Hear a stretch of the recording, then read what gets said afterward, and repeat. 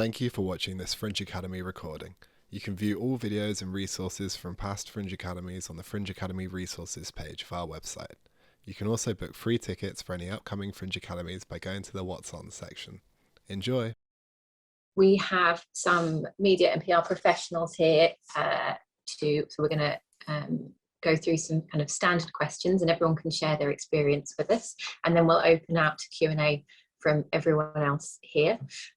So we have Chloe Nelkin from Chloe Nelkin Consulting, Richard Beck from Broadway Baby, Tom Innes from Voice Magazine, Rosie Blackwell Sutton, who is the Brighton Fringe Marketing Manager, and that is it. That is the panel today. So would you like to go around and introduce yourselves and say a bit about who you are and what you do? Chloe, can we start with you, please? Of course. So hi, it's lovely to be here tonight. I run Chloe Nelkin Consulting, aptly named, and I am Chloe. We're a PR and marketing company that works across the arts, across the UK, and we're looking after the PR for Brighton Fringe, looking at sort of the national campaign, talking to wider arts, theatre, lifestyle publications who may be interested, and we're working really closely in conjunction with Rosie and the team at the Fringe, who are looking after the more local landscape. Lovely, thank you. Tom, would you like to go next? Sure. I have somebody's having a garden party now in the background, so if you hear thumping music, I do apologise. So I'm Tom, I'm the editor of Voice, which is an online magazine for young people who are interested in art and culture. We are the Brighton Fringe Youth Media Partner, and for the last number of years, we have also run the Best Newcomer Award at Brighton Fringe as well, where we go and review those who are new to the festival, as the name would suggest, and then present them an award. Yeah, and that's me really. Lovely, thank you. And Richard?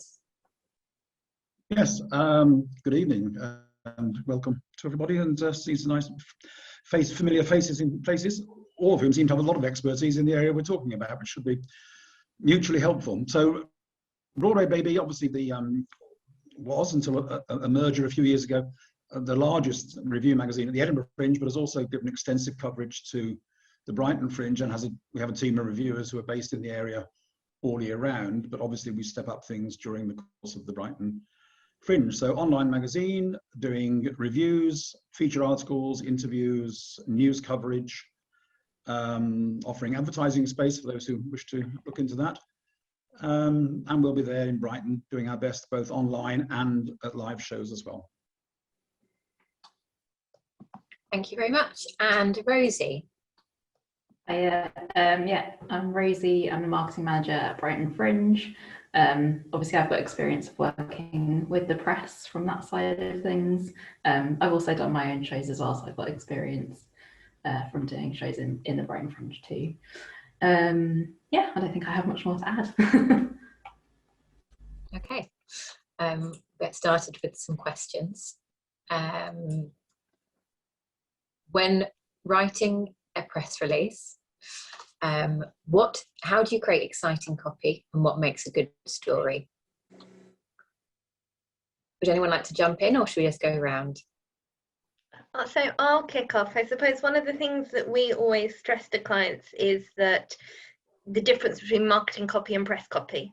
So marketing copy is often just 100 words, whereas a press release is more substantial. You've got a bit more time to tell the story, talk about the people involved in it and whether they're exciting, what their credentials are, and really stress what makes your show unique and different. Whereas, with your marketing copy, it's much more, this is what it is, come and see it. But a press release, remember, it's more than that. You've got time to expand and really work out what your selling points are and what would make you want to go and see that show. Lovely, thank you. Tom or Richard, would you like to jump in with anything else? Yes, and I think that the unique selling point is the thing, really. Obviously, we're inundated all year round, actually. It's been remarkable the last couple of weeks that the inbox has been flooded in a way it hasn't been for the last 12 months. And we've suddenly got theatres everywhere doing all sorts of exciting things. Obviously, our listings contain the basics of what you're doing, but in terms of any further coverage, in terms of attracting reviewers or getting interviews or getting feature articles written, you do need to have a story which makes you stand out from the rest. I've even said to people, just go out and create a situation, do something. You know, if the barn burns down during a rehearsal, or if the roof falls in, or there's a flood, or anything, you know, something about the people. People are always interesting. Stories that involve people's backgrounds, where they've been, even if they're not related necessarily to the theatre. If they've climbed Mount Everest or something, it's something you can latch onto in a story that makes it interesting for readers. So I think that's, I mean, of all the many points we can make about press releases and so on, and especially the point about PDFs, which are the bane of my life. Just please don't use PDFs. Word documents or Google Docs are great. PDFs are just a pain because we have to, if we want to do anything with them, because most people writing like to cut and paste, and Google and PDFs are just a nightmare for that. Even with all the best converters in the world, it's just one stage further. So one plea, it just puts you down the pile. You know, if you've got to go dealing with a PDF conversion, it's just one more thing that thinks, okay, well, that one's got a PDF conversion, this one hasn't. I'll just go for this one. And I've only got a limited number of things I can do. I can see Tom nodding there, saying yes, the PDF. It is so annoying when you're trying to copy and paste something from a PDF. I'd go one further, and something else you should really never do, because it winds me up, is use WeTransfer to send over press images. Never send something over via WeTransfer, because it has an expiration date, and if I want to go back and get something later and it's not there, yeah, like, I've got a lot of hair, but I pull a lot of it out. Chasing people back up for press images. So if you could just have them in Dropbox or Google Drive, or even just attach them to the email, it's just such a significant help if you can do that. Okay. Yeah, I wasn't hoping to jump in with things like don't do. I was actually going to talk more about the human interest angle of a press release and be like, yeah, if there is a story or something you can latch onto, it'd be great. But from our perspective as well, our audience are quite young. So talking about your experiences through the creative industry today, even if you are early in the career yourself, that automatically has a little bit more interest to us. And if there's something you can offer our reader in terms of a blog or a how-to guide, just something experiential that is of interest to us. Amy, can I just, well, because I think it's going to be a question of things coming to us as we hear other people talking. Oh. And Tom's just mentioned images, photographs and things. Another thing about those is that in most publications, certainly in ours anyway, anything with words on it doesn't work awfully well. And they're also not particularly interesting. Again, it goes back to the idea that people like to see people, an image of a person. So sending a messenger audio. Sorry, I think that's me. Sorry. Oh, I don't know what happened there. So if you've got and images need to be centered, because most of the time images come to us that are not the right size for our publication. So we then either have to crop or ideally just change the pixels on them. And you can then get some things become quite distorted. Ideally, you want an image that is just in the center of the picture, and which can be resized or cropped. But if your publicity has words on it, then those are going to get cut or cropped. And if you want to have a look at how disastrous it can be, just go to the Blu-ray Baby website, where you can see all sorts of things, because our front page is not the same as the article page. If you click on the article, it'll be a different dimension from the actual front page. And so you want a simple image that is centered. I think, again, that's the difference between marketing and press. In the same way I said with copy, what Richard has just described is having a different set of images to send out to press than just having your poster, which is your marketing image. So whether that's production images or you've done a photo shoot, but making sure you have some plain, eye-catching, fun images to use with your press. Yeah. Yeah. And if you are able to get the size down as well, I've had people send over images that are like 50 megabytes in size, and it's like, ooh, that's a pain to download, it's a pain to store, but then I have to manually convert it into something smaller. So if you could just possibly do some of the legwork in sending files around 4 megabytes in size is sort of the biggest that we'd like. Smaller is better, it loads quicker, everyone's happier. And how many images is the right number? One. Yeah, at least one. You don't want to link to a selection of others, you want just the one in the...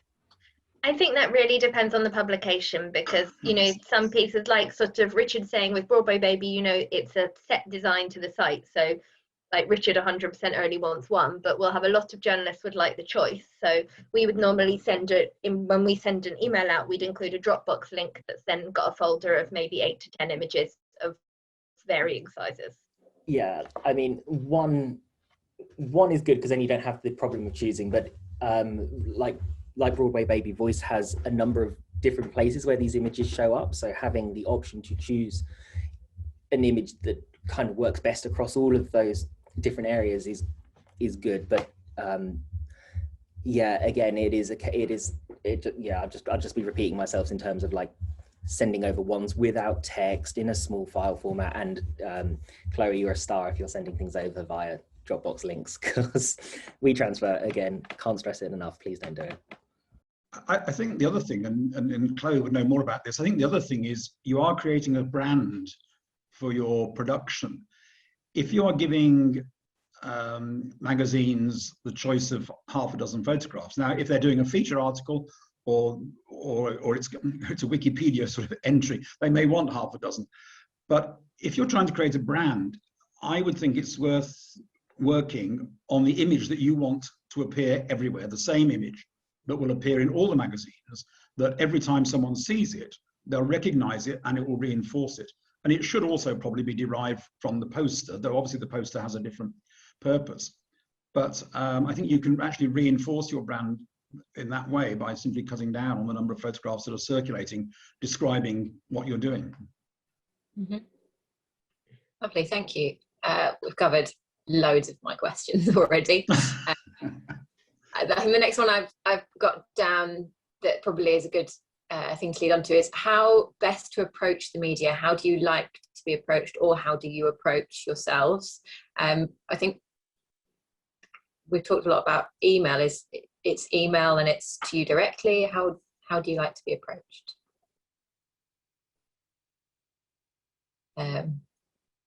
Tom? Email is best. An eye-catching subject line is helpful. Having said that, I've had a lot of direct emails over the years, and it did get to a point where we've now had to set up like a separate press release email that I can't remember off the top of my head. I'm really sorry.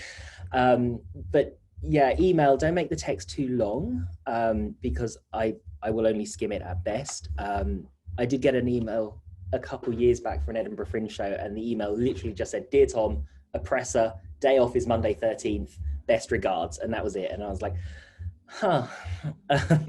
not much to go on there, but at the same time, we're talking about it years later, so maybe it was a memorable email in that sense. But key information in the email, a link to your press release. If you are interested, we will read it, and if you're not, it will go in the bin, to be blunt. Nice, thank you. Chloe, did you have anything to add to that? I mean, I think obviously it's probably slightly different if you guys are looking to do PR yourself, because if you're working with a firm, then as well as emailing, we'd sometimes be phoning to follow up, or we'd be meeting with journalists regularly. So we have more of a direct line of communication with people, so we can pick up the phone or email somebody personally rather than going through the generic channels. But on the whole, Tom is 100% right. People don't have much time. They want to be contacted by email. They don't want you to have written a huge long essay about why they should read your press release. The email needs to be brief, to the point, key facts. Your press release is there, it's attached. If your email gets the sort of those key points across, then the person's going to open the press release and continue to engage. What you don't want to do is, if your email is ignored, don't send that poor journalist 10 emails saying, "Hi, I sent that to you, I sent that to you." because it's a surefire way to make sure they're really not going to cover your project. And sadly, journalists do get lots and lots and lots of emails each day, and often being ignored is the equivalent to a no. Mm-hmm. Rosie, do you have anything to add? No. I think, yeah, I would agree with what's been said, really. Obviously, we as well will have calls with journalists, and we're kind of in touch with them regularly as well. So I think if you can build a relationship with a journalist, that's probably quite useful. Especially, I guess, if you've done a show at the Brighton Fringe before, you might have had contact with someone before, so you could kind of reintroduce yourself. That seems to work quite well. But yeah, that's it. Thank you.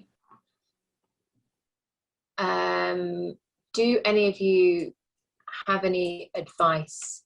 We've had some quite specific questions because we're opening the Fringe out and doing some digital events this year. Is there anything specific to getting press media attention on a digital event and doing that differently from an in-person event? If you're not, for example, if you're in Australia and trying to promote a digital show in Brighton and trying to contact press here, yeah, is it yeah, I mean, we found the digital sphere isn't that different to promote. You've still got to find the amazing selling points for your show. You've still got to sort of get across how great and unique it is. The one thing I think is really important with digital is make sure it's really clear how the press are going to watch the show. So are you giving them an early access viewing link? Is that link going to expire? Is it that they need to enter a password on the page? Don't let the journalist have to come back to you with 100 questions. Well, if they're interested, make sure that you've got all of that information in a really clear format and that you're making their job as easy as you possibly can. Mm-hmm. Great, thank you. Anyone have anything to add on that one? I think, I mean, obviously, because digital has opened up the whole international market, if you are coming from somewhere outside of the place of the location, if you're coming from outside of Brighton, saying you're putting on a production from Australia, then I'd put that pretty high up on the press release, because that again is something that will attract us as being different. It could get you additional publicity because of the contribution from the other side of the world. So I would say that I think, yes, otherwise I agree, it's no different really. One of the things that is different obviously now that people have had the experience of doing digital presentations, that we're now getting to the stage of doing live digital, so that the performance is actually live and it's just being sent out through Zoom or whatever. And that again is another major selling point, that we're actually watching live theatre. It's happening in a venue somewhere, but we're also having the chance to watch it on screen. And that's, and I think that's going, and that's, I think, as you will be saying later, probably it's going to feature increasingly with organisations doing that at Brighton, and also, of course, in Edinburgh, where there'll be a mixture of recorded, live, transmitted, and actual live performances you can attend, and a combination of both. I wrote an article today on the Bridge Theatre in Penge. Is not the bridge, the bridge, the one in Penge anyway, the pub theatre. They're now they'll be doing live shows, but they're also then recording them and making them available for the companies to show afterwards. So that's another interesting departure.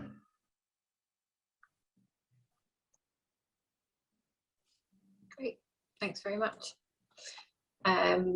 What are good timelines to consider when contacting press? How soon is too soon?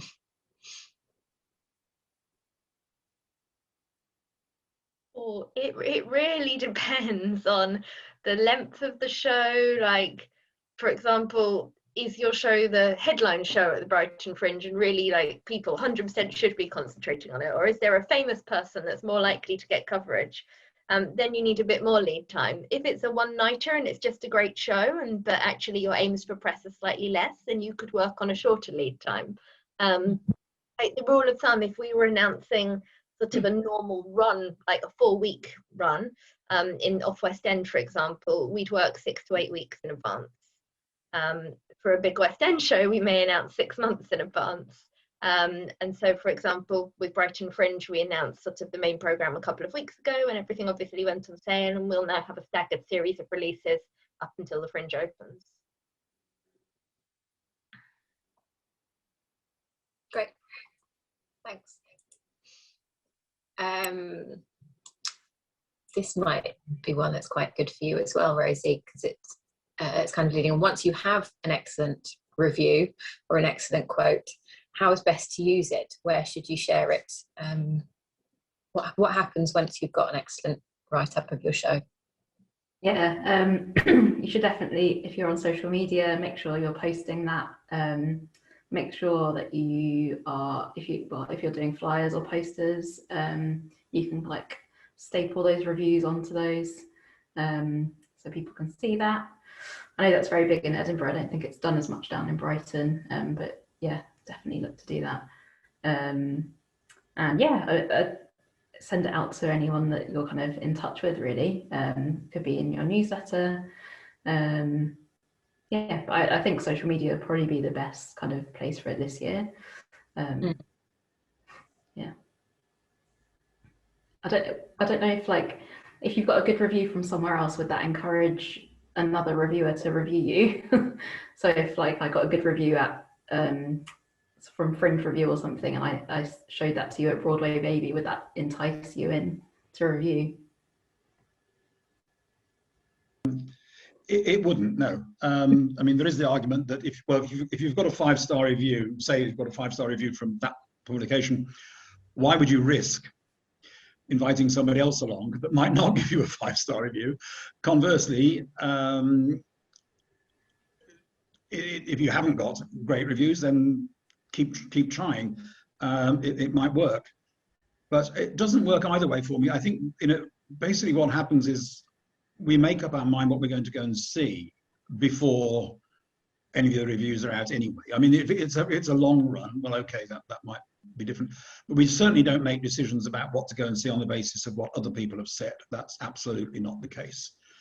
And it's, I mean, and just as an insight into how we operate, no reviewers are paid at Broadway Baby, and everybody therefore is free to choose their own shows. So we have no control at Broadway Baby over what we review in terms of sending out reviewers. You can't, if a company says, can you send a reviewer to see this? The answer is no. If your publicity is appealing enough, because it will be listed on our site in a room that only reviewers have access to, they will choose it from there. Personally, I go through, the day that the Brighton programme was announced, I went through all 350 shows or whatever it was, and I drew up a short list of the things that interested me. Now, it could have been, again, it could have been the image, it could have been the title, it could have been the company, it could have been the work itself, but I draw up a short list. Some things, and I have certain areas that I prefer to others. I tend not to do some things, and I do lots of other things. So that's how it works. But I think there's a certain amount of congruence amongst reviewers. I think you'll find it's not very often that people come out with wildly different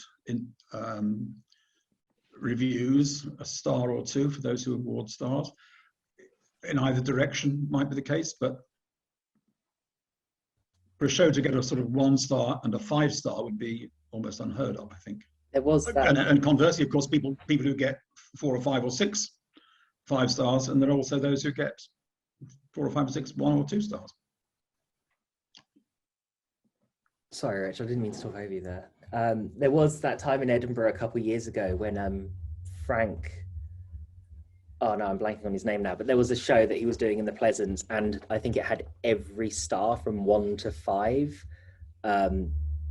Yeah, it was that was quite a strange situation to be in, and I was also the one to review it, and I had seen some of the reviews, and it's like, oh no, this is not great, because where do I fall within that? At Voice, we're very similar to Broadway Baby. We know in advance near enough what we're going to go and see. with a little bit of wiggle room in there. Obviously, because we're running an award that's geared towards newcomers, we have a little bit more of a focused perspective on what we're going to review, but there is, again, like I said, some wiggle room. So if there's something that's particularly eye-catching, we will just go and review it because we want to. None of our reviewers are paid either, and from the long list they get to select what they think is most interesting, so it's all youth-led. And yeah, I don't, to bring it back to the question at hand, I don't think if somebody said here's a 5-star show, that would particularly influence us, even if we did have the time spare. Also, because I think, like, if you've got a 5-star show, great, you're getting attention already, and it's almost like, to me personally, I kind of want to see those shows that are struggling to get reviews in, because I think that's where we're best serving artists, is trying to expose new people rather than those who are already highly exposed, which is slightly counterintuitive. Obviously, if you're doing a great show, then you want to have as many reviews as possible, but it's a balancing act, and for us, that's where we fall generally. There's some people, especially in comedy, who make a 1-star review part of their thing, don't they? They go the other way, and they're aiming for that 1-star review, and they use that, and they use the most awful quotes. I think it only works in comedy, probably. And it does work bizarrely amongst audiences. There are, I don't think I've ever met anybody, but there are certainly stories of people who do go and seek out 1-star reviews, say, for example, in Edinburgh, and go and just to see how bad they could possibly be. And that becomes a source of their entertainment. They like to see that a show, can that review really be accurate? Can it actually be that bad? I'll go and see it. And many people with appalling shows have had full houses because people go to see just how bad it really is. Yeah. Not a strategy I'd recommend, but it works in some cases. This is actually another one of the questions I had lined up, but it seems an appropriate time. Do you have any examples of particular success stories or anecdotes of interactions with events or shows that come to mind as good examples or memorable experiences? Do one. I think the thing about reviews is also, it depends on how you write it, but I try to make reviews as helpful as possible to the companies, that if they read the review, especially if it's a 5-star, it's a 5-star, that's great. If it's a 1-star, it probably isn't redeemable. If it's a 2 to 3-star, then there's, all the material's there probably, it just needs some things doing to it. I think if companies read very carefully what reviewers say, they can learn a lot. And there is the example. I was in Edinburgh one year, and there was a show I particularly wanted to go and see, a 2-hander about that covered the Antarctic, and a story attached to exploration there. And I was really excited about it, really looking forward to it. Saw the people flying every day on the street, and went to see it, and I was bitterly disappointed. It got a 3-star, but I mentioned in the review various things. And I sort of walked around the next few days because I was disappointed that they hadn't done better with it. And I was walking past one day, and they had a 5-star. And I went across the road and said, congratulations, well done. They said, oh, but had it not been for your 3-star, we would never have got the 5 stars, because you gave us the pointers, and we went back to the drawing board, and we rethought certain parts of it and started rehearsing again. And they were doing a month's run, so they could do that. So I think, that things are redeemable, and people are working in shows. I just recommend that you take to heart what reviewers have said, because for the most part, reviewers are trying to be helpful in what they say, I think, and point out certain weaknesses. And if you can, rather than just dismiss the review, say, okay, if that's what they've observed, maybe we can work on that and improve it. And they went from a 3-star to a 5-star by week 1 was 3 stars, week 2 or 3 was they got a 5-star review. I do agree with what Richard's saying to an extent, but I also think that people can get too caught up on your reviews. Obviously, reviewers are really important, which is why you all want them in, and they can make or break a show. But I also think we've had clients in the past who get a bad review and are really affected by that. And there are sometimes, you know, it's a subjective opinion, and sometimes somebody just doesn't like your show, and it doesn't mean it's bad, it just means it's not their cup of tea, and that's okay. Not everybody can like everything, and there are times you just have to move on from a review, or maybe choose not to show a certain review to the whole company, because morale is so important, especially during festival runs when things are quite fast paced. Yeah, I to expand on that as well, I would say 99.9% of the time, if we're giving you a bad review, it's not something personal. We're not doing it to maliciously attack you. Like if we vehemently hate a show, then there might be like a certain amount of catharsis in writing out a bad review. But for the most part, we don't want to tear people down. So don't dwell on it. Try as hard as possible to just take it in stride. And if the review is written well, as Richard said, then there will be things that you can look at to help develop your show and your own professional career over time as well. It's rarely personal. I'll say rarely, not never.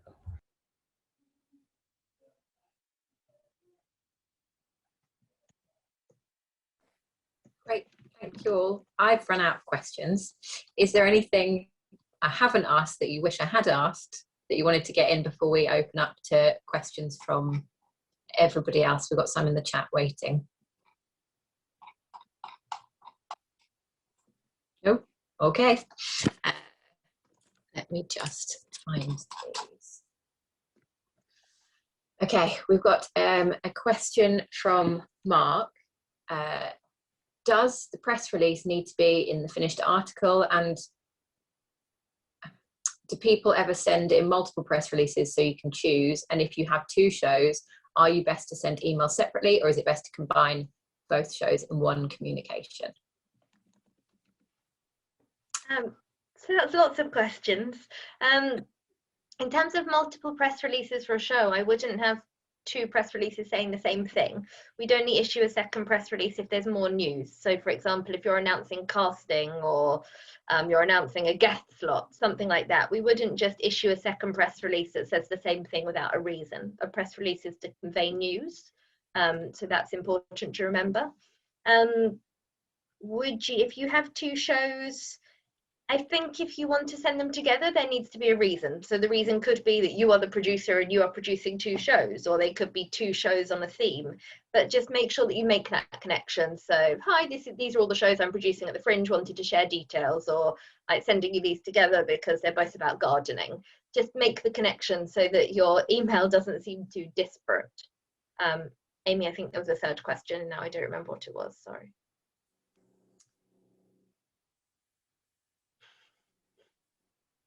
The first question was, does the press release need to be in the finished article? But I don't think I understand that question, but maybe you do.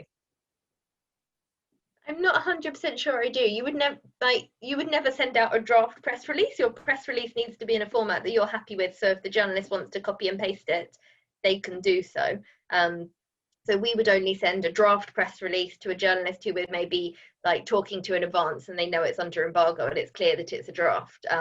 But on the whole, no, you want your press release to be something that if the journalist wants, they can copy and paste the whole thing, smack onto their website, and you're happy with it.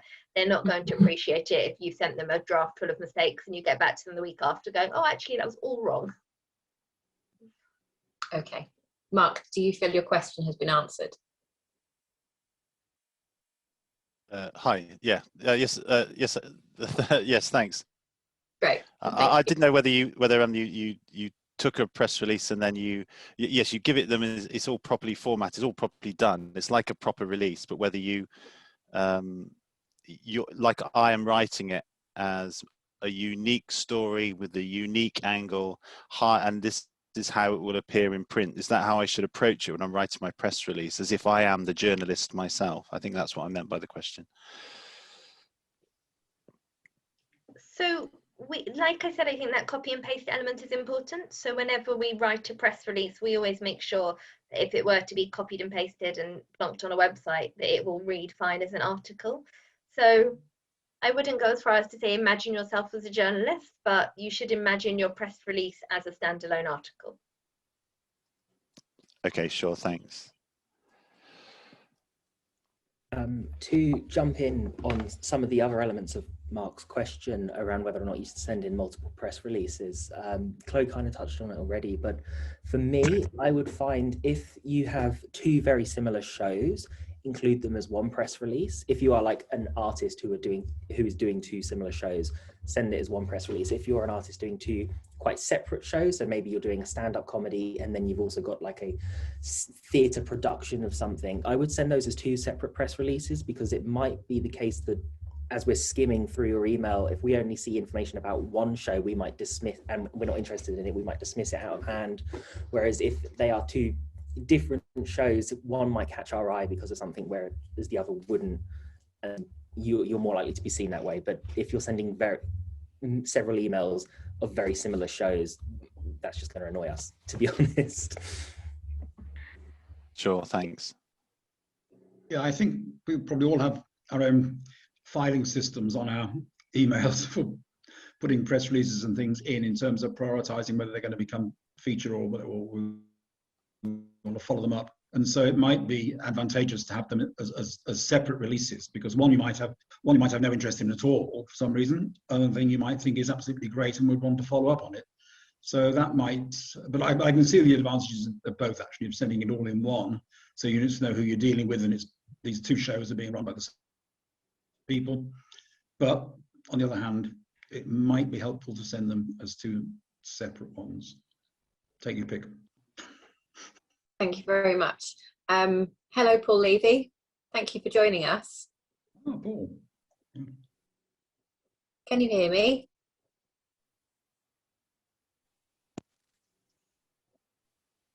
Hello. Thank you very much. We've also got Paul Levy from Fringe Review on the call now as well. There you are. Thank you. We're just doing some Q&As from participants. So jump in at any time. Do you want to say a bit about Fringe Review actually before we go on to that? Sure. Most of you have probably heard of us. We've been reviewing throughout the Fringe. It's been very bizarre, but I guess we're probably, like some of the other people here, quite native to the idea that we can review Fringe online. We're looking forward to seeing that at Brighton Fringe. We're looking forward to seeing shows where there are adaptations and hearing about the story of what lockdown has done to your work.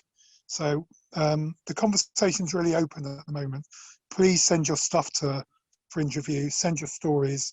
We're coming out of lockdown together. I'm probably been talking about that, but the processes are exactly the same. gubbins@fringereview.co.uk for all communication. It's on the front of the website. If anyone would like to do a guest blog, that's another possibility. And new since last year is the podcast.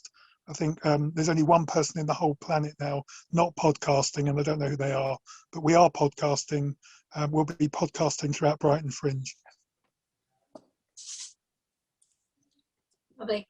Thank you very much. Okay, going to go to the next question. I'm going to answer this one, if that's okay, unless you didn't want an answer from me. What is your advice on street flyering given the COVID risks and the environmental impact? We are saying this year's Brighton Fringe, we discourage hand-to-hand flyering because you're absolutely right. It's not very hygienic. And I think for a few years at Fringes, there has been an idea that it is bad for the environment. I know in Edinburgh, seeing all the flyers on the floor is horrible and has been for a while. And now with the added COVID risk, hand-to-hand flyering in Brighton will be discouraged this year. We are still going to apply for the flyering license from the council, which is why you need to put logos on your flyers if you're distributing them around. You will need to do that still. So we are still applying for that license, and we haven't had word from the council it's completely banned. So if you really wanted to, you probably could.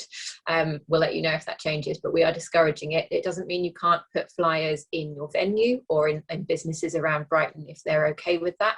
But I would say get less printed, both for the environmental reasons and because you won't probably be doing hand-to-hand flyering. And there's some ways of doing other things in terms of street interactions that are more safe. So you might want to have a giant QR code stuck to a pole, or an interaction that doesn't involve that human contact. But yes, that's what we're saying about street flyering. You can still have posters, you can still have online advertising, there's lots of other ways of getting people to hear about your show. But not so much flyering this year. And I think that maybe will be a change that sticks. I don't know. I think the environmental impact has been talked about for a while now. And this might be the thing that pushes it over the edge. Did anyone have anything to say on that? No? Cool.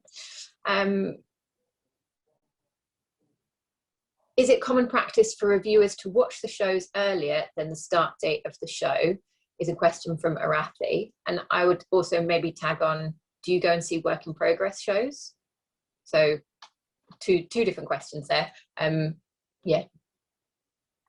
So you certainly, especially at the Fringe, you wouldn't need to put on a specific show for the press. So you wouldn't need an early show for them, but you'd need to make it very clear to them, like, are they welcome at show number 1, or are they welcome at your first preview? If you don't feel comfortable with that when you issue your invitation, that just needs to be very clear. Obviously, some of the Brighton runs are shorter, so that's a bit harder. And I think with work in progress, it tends to come down more to the shows in our experience than the press. Like, if the press are invited and it sounds interesting, then they'll come. As long as there's sort of a call to action to like be able to spread the word and encourage other people to come as well. But on the whole, we find that clients aren't welcoming press at work in progress because they don't want it critiqued at that stage in a public forum. Lovely, thank you. Tom or Richard or Rosie, do any of you? Or Paul, sorry. Yeah, I mean, if you were doing, I think the only thing is if you were doing something really exciting by way of rehearsals, and you thought there would be something really, there's something, and I can't think of an example, but if there was something really fascinating about either the location for your rehearsals or the process of your rehearsals or whatever, certainly as Paul's mentioned, podcasts and things will become increasingly the feature, and you might well get someone to come along to look at your rehearsal process, or to talk about that, or to have a short podcast on work in progress. And that might be another means of some positive publicity.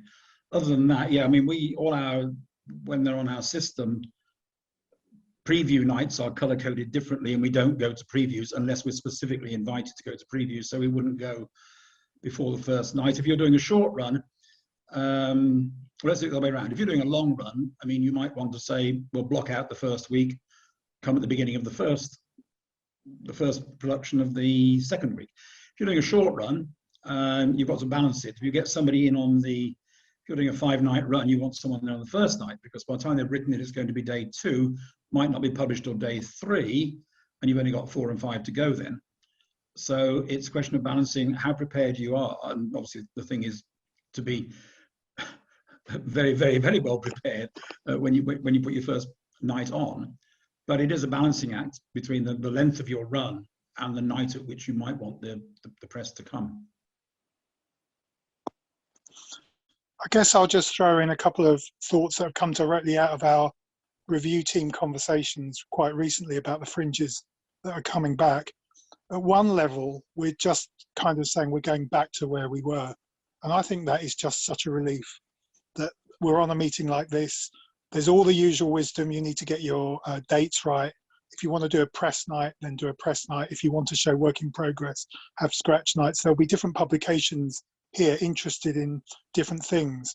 But I think also this year, certainly reading, the other publications have been writing a lot this year about, as we all have with lockdown, there's a kind of new type of fringe here. Brighton Fringe is kind of one of the first in the UK. We're talking about the online platform and work like that. We're talking about what we've all been through. So very newsworthy is how you've been impacted by this year, why you've chosen this particular show. Was it something you were just hoping to do and now you're doing it since lockdown? Or has this work been born this year? Is it a different version of what you would have done? What's been the creative process around it? And I think we're particularly interested in that. It's not that I've got reviewers already signing up to shows that they wish they could have seen a year ago in a theatre, but some of them have come in a new form. Some of you have got 2 versions of shows, an online version and a version that might be in a live space, and it could be in a different space or a different form to the one you intended. So I'd say this year, particularly, it's not about just a PR angle on COVID. It's about all the new, interesting springboard stuff. We'd certainly be interested in coming to see work in progress stuff. And certainly things like the podcasts are not a little PR pitch for your show. You might talk to us for half an hour about your work, particularly if we've seen it before. So I'd look particularly now at what the storylines are that are unique to what we're all going through and have been through.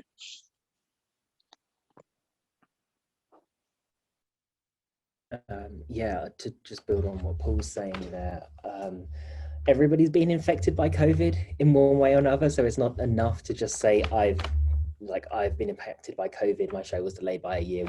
I would want to know what you have done as a result of that. So like, I've been affected by COVID, and as a result, I have adapted my show like this, or I have taken it in a new direction like that. Everyone's been affected by COVID.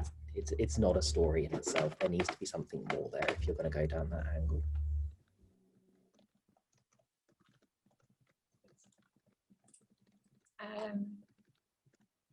Can't remember. Arathi, do you feel your question has been answered?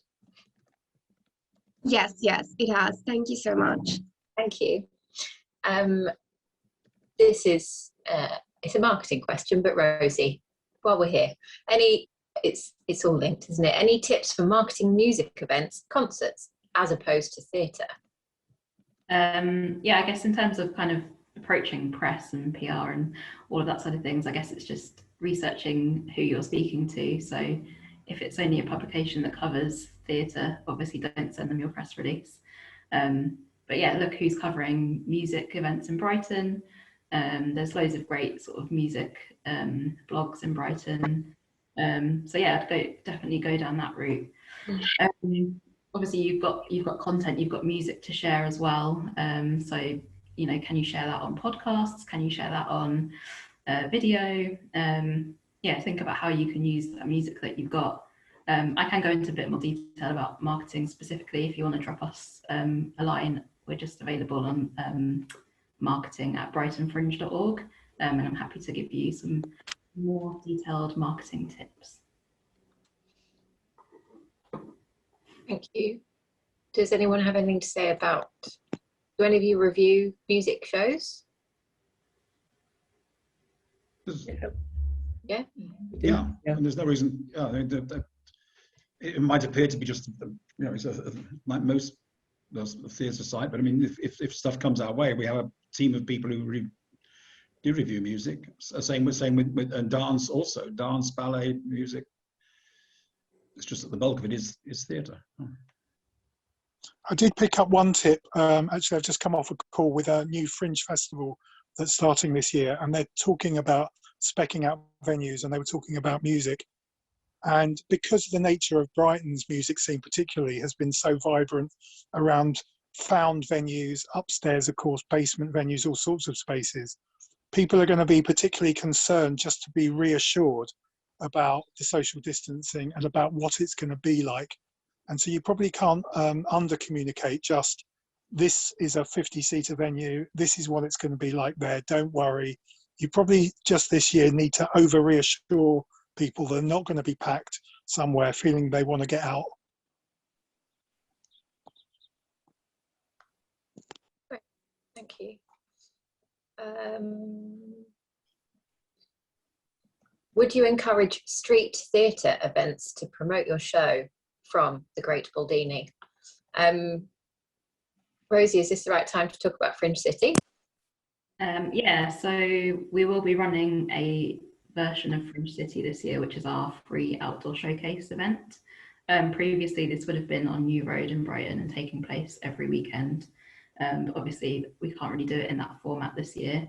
Sorry, I'm being attacked by a cat whilst I speak. But we're going to be doing a Fringe City on the first weekend, the bank holiday weekend of the Fringe this year.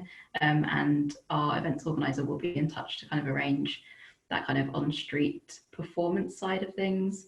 Obviously with COVID, it's going to be, I think, more difficult to do kind of pop-up street performance. I guess you just need to make sure if you are going to do it, you'll be paid. Yeah, I don't know if there are any restrictions in place around it. I would have to check. But yeah, I would say in a normal year, yes, it's a great idea. This year, maybe not so much a good idea. And I think everyone, when they registered their show, will have been asked if they have a street theatre, street performance adapted version of their show. It works better for some shows than for others. And if you have the know-how on how to do it, it can be very engaging, and it can, as long as you're making sure that you are telling people what your show is called and where they can book tickets for it at the same time, it can be very useful. But it doesn't work for everyone. If you're doing very quiet poetry and everyone's shouting, then it's not the same as if you're throwing fire around. Okay.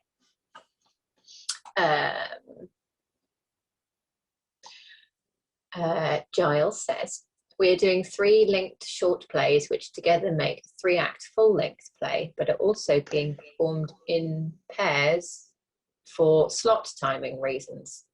Any particular advice about how to sell that idea? You've just done it. Sounds fascinating, is my reaction. Yeah, send out the press release explaining it, and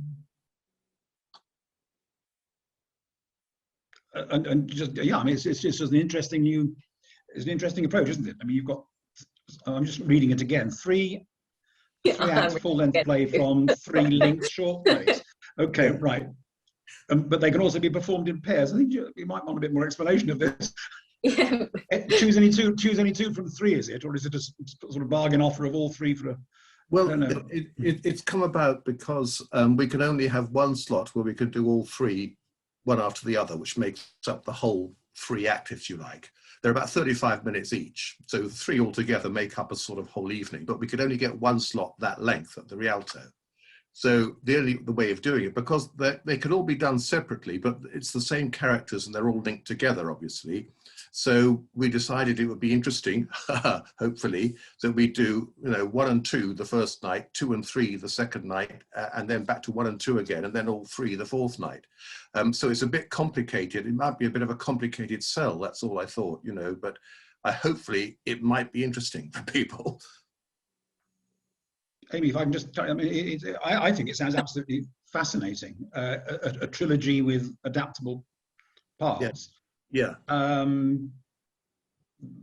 Yes, I think it just sounds amazing. It's probably on my list already from previous publicity, but. Okay, thank you. I'm not promising that, but I bet probably. No. Is it one of the? Is it being done live at the Rialto and broadcast? No, just live at the Rialto. Right, so it's not going to be available online. No, no plans for that. No. So that you could, for example, if it were, then obviously people could watch the trilogy. Well, at any time. Yes, I mean, well, maybe this is something we should think about. Yeah. I don't know whether Roger's got facilities there for. I mean, you could do a live recording of it, perform it live, record it, and release it as a trilogy. Yeah. Yeah, like a watch 1 and 2 live in the theatre, and then watch 3 when you get home and you want to find out the rest of it next week. That kind of thing. Okay, yeah, thank you. Of those combinations, is there an option that you would most like the press to see? Like if the combination of 1 and 2 got reviewed, would you be disappointed that it wasn't 1 and 3? Well, no, the thing that the first one was in the 2017 Fringe and got well reviewed. Thank you very much, Fringe Review. The first one got reviewed then, and the other 2 though are world premieres, if you like, now. So the first one could be seen again with a different cast a few years later, which would be nice. Maybe that's an angle. No, I suppose it wouldn't matter particularly, but I think it probably helps to see the first one first, perhaps, if you're reviewing it. Mm-hmm. Can you put the details in the chat box so we can just get to know what this production is? Yeah, okay, yes, thank you. I will. Can I just throw in that brings up a wider question for me, which is it's so good to see some of the press here that have been covering Fringe. You probably all know we do this with a lot of passion, as much passion as you guys making the work. But this unique year has been so difficult. No, we're still making sense of it. We're going to review work as much as we can. You know that. We know about send us press releases. We do preview stuff, interviews, all the old shit, all the old gold. But how can we get you as much audience as possible if your work deserves it? Because I think there are new thoughts to have, and you can put them in the chat or certainly write to us. I think we need some fresh thinking around this. And I don't know what the questions are. And I think you guys might have the answers.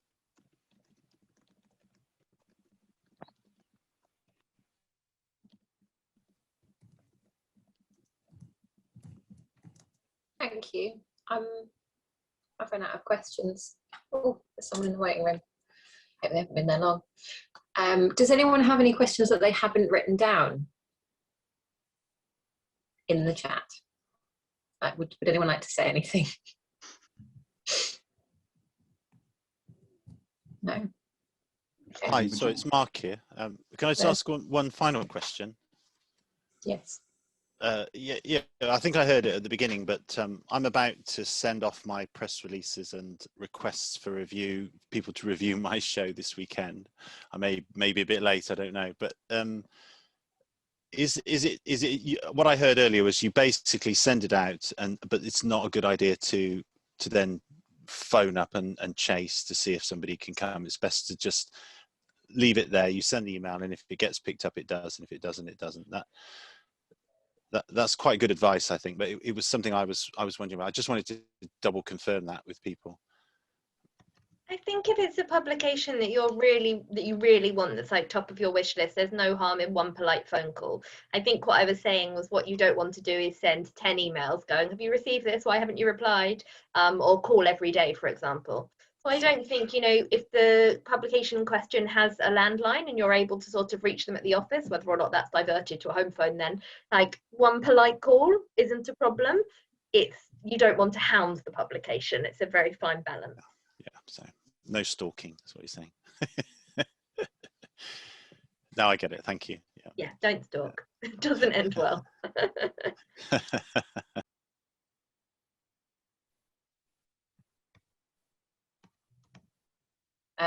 We've got another question. I'm not sure if this is the place to ask this. Arathi, would you like to ask your question? I can read it out for you if you like. So basically our show comprises of 4 audio pieces and an interactive phone call, and we're selling the tickets as separate. And they're all based on real stories, and they're about traveling. So we're trying to give our audience members a chance to travel through sound when they can't travel. But because of the nature of this work, when we're still kind of figuring out, do all publications take such work?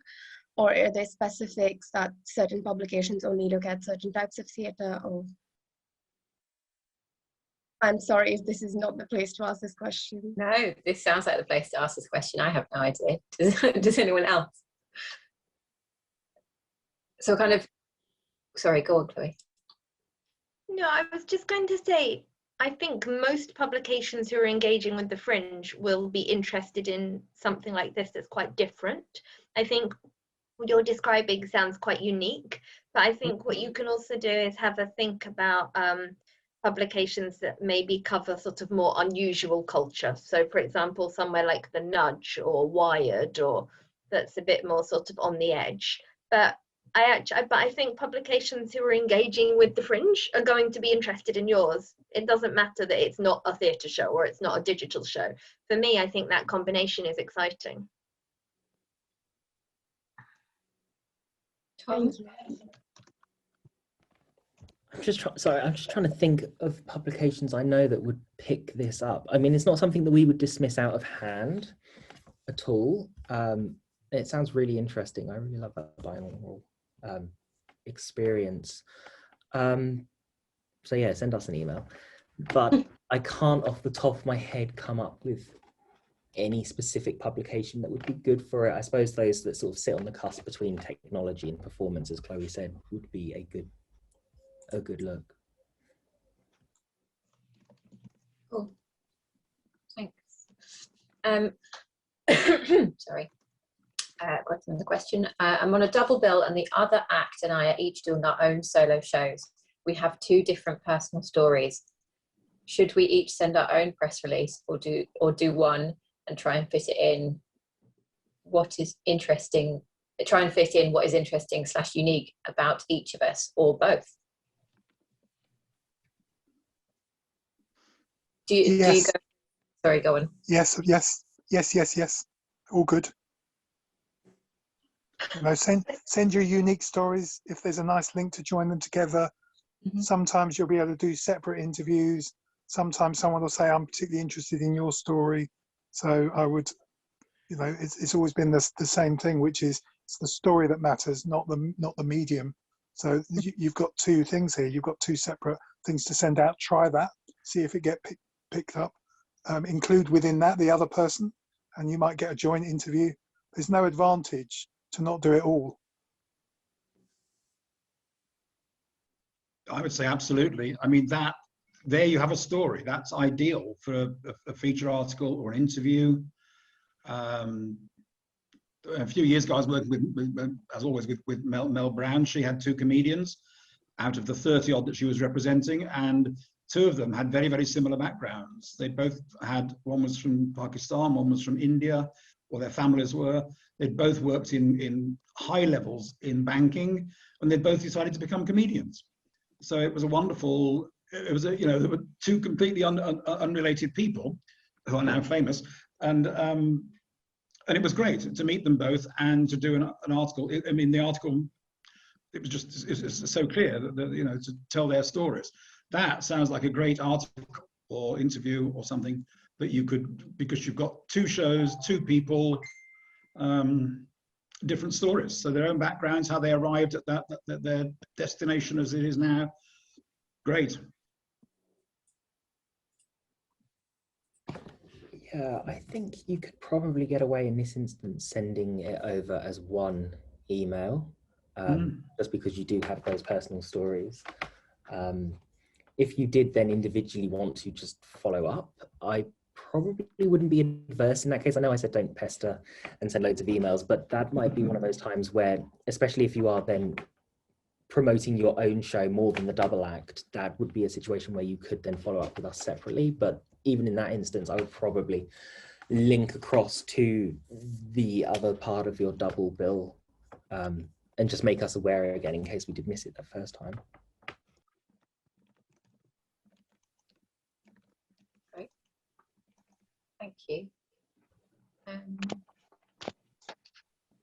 Well, I think if we have no more questions, and if anyone does have any questions, I think someone's waving at you, Amy. Waving. Oh no, like waving, or in yeah. by the function of Zoom waving. No, actual waving. Who's waving? Would you like to speak? Tonino. I can't see you. I'm sorry. I can't hear you either. Yes. So yeah, just perhaps a stupid question, I don't know.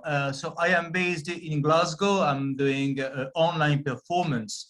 So I'm not very aware about the journalists and the magazine that are covering the Brighton Festival. Is there, and I suppose there is, a list of email of magazine that I can contact? And where is this list? Just that. Perhaps the question is more for you, Amy, than for them. I don't know. It is in Eventatron, where you did your registration, in the documents section. Okay. And documents are at the top of the list on the side. But by all means, if you would like it, an email take part at Brighton Fringe, and we can email it to you as well. Okay. Okay. Thank you. Thank you, Amy. No worries. Great. Okay, lovely. Thank you very much. Thank you, lovely panel, for joining us and for all your knowledge. Yeah. Oh, Richard shared his email in the chat. If anyone else wants to do that, go for it. I won't close the window for a second, so you can all do that. But yeah, thank you very much. See you all soon. Cheers. Thank you. Bye. Thank you. Bye. Thank you so much.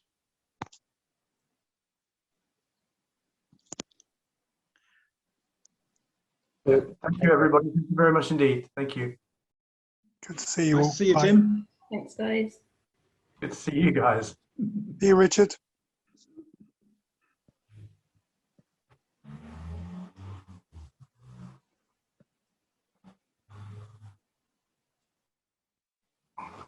Who's he? Rosie. Before you disappear, Yeah. we all, well, people have gone. They're all. Right, I'm going to go. But thank you for having us. And it was great fun just to talk. Great to see you, Tom. Lovely to see you too. If I go to Brighton in person, I don't know if you're going, but drink. I quite honestly, the accommodation, I might be going down for a day. The accommodation situation in Brighton is absolutely impossible, I think. My intention was originally to go for a month, and because I move around anyway, but the cost of accommodation in Brighton is off the scale. And I've been dealing with Airbnb, other letting agencies, with obviously the hotel people, but it's thousands. I mean, we're talking, you're crazy. It's cheaper to live in London than it is to go to Brighton. No, seriously. I mean, they're looking. No, I fully believe you. You know, I mean, you can get a room in somebody's house with a shared bathroom for $1,200 to $1,500 a month. Well, I'm sorry, I'm not doing that. You know, it's as simple as that. We have a dig list it's meant to be for participants, but it's generally much cheaper, I think. So we could probably circulate that out to you as well. Yeah, because I mean, if it would be, especially with the live theatre going on, it would be wonderful. Yeah. And I'll probably, what I'll do is I'll put together some maybe 3 shows I can see in one day and just come down and do a day trip or something, or stay overnight somewhere. But certainly my intention originally was to spend the whole month there, but it's just I've given up. I've spent hours trying to find places, and stuff coming back saying no, it's gone, it's not available or anything like that sort. So. It is always the biggest expense. Just trying to stay anywhere is the biggest expense. Yeah. It's what we found with Edinburgh this year. I don't think we're actually going to go to Edinburgh because it's just the cost is expensive and the risk of doing it when things might be shut down again is just too high. Yeah. Where are you based? Where do you live? I'm based in Suffolk, but like the publication is all over the country. Yeah, right. Yeah. I just wondered where you were physically. Yeah, no, I'm in Suffolk. Yeah. So it's a drive, but it would be like a day trip at best, and it would be a late drive back. Yeah. I don't know. Yeah. We'll see. At some point, it'd be great to meet in person. Yeah. Yeah, all of you actually. I think I've never met you either in person, Rosie, and that's that should be rectified at some point. I know you wanted to talk, so I'm gonna go and let you do that. But it was great seeing you both, and let's meet up at some point. Cool, thanks, Tom. All right, Cheers, Tom. Great. Right. The pressing thing is the API. Yes. Because all the shows have been released. People are making reservations. None of it is on Broadway Baby. I can send you it now. Hang on. Send it to Pete. I don't understand anything about it, but Pete or Levi are the people who do it. And once it's on Broadway Baby, obviously it's more publicity for every show that you've got, and also reviewers can then access the Thistle system. It's called.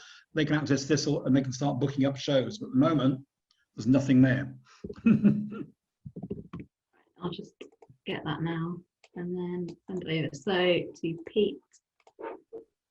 So Pete Shaw or Levi Bailey, Pete Shaw either. Yeah, so very nice, cool. I'll CC you in just so you can see it. Okay, yeah, cheers.